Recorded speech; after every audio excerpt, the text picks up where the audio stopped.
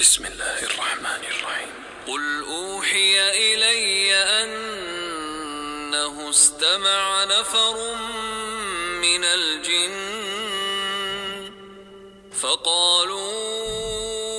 إنا سمعنا قرآنا عجبا يهدي إلى الرشد فآمنا به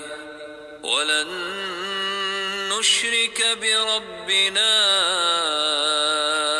أحدا وأنه تعالى جد ربنا ما اتخذ صاحبة ولا ولدا وأنه كان يقول سفيهنا على الله شططا وأنا ظننا أن لن تقول الإنس والجن على الله كذبا وأنه كان رجال من الإنس يعوذون برجال من الجن فزادوهم رهقا وأنهم ظنوا كما ظننتم أن لن يبعث الله أحدا وأنا لمسنا السماء فوجدناها ملئت حرسا شديدا وشهبا وأنا كنا نقعد منها مقاعد للسمع فمن يستمع الآن يجد له شهابا رصدا وأنا لا ندري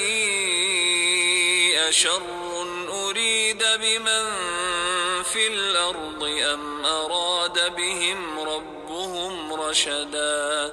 وأنا منا الصالحون ومنا دون ذلك كنا طرائق قددا وأنا ظننا أن لن نعجز الله في الأرض ولن نعجزه هربا وأنا لما سمعنا الهدى آمنا به فمن يؤمن بربه فلا يخاف بخسا ولا رهقا وأنا منا المسلمون ومنا القاسطون فمن أسلم فأولئك تحروا رشدا وأما القاسطون فكانوا لجهنم حطبا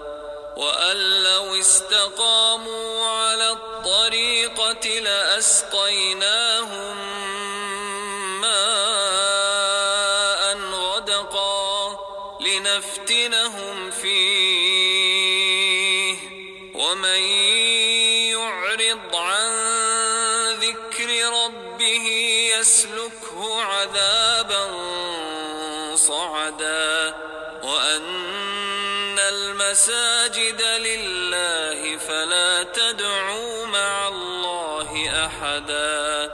وأنه لما قام عبد الله يدعوه كادوا يكونون عليه لبدا قل إنما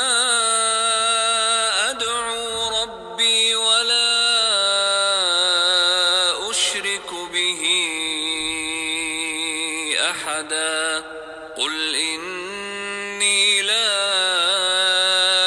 أملك لكم ضرا ولا رشدا قل إني لن يجيرني من الله أحد ولن أجد من دونه ملتحدا إلا بلاغا من الله ورسالاته ومن يعص الله ورسوله فإن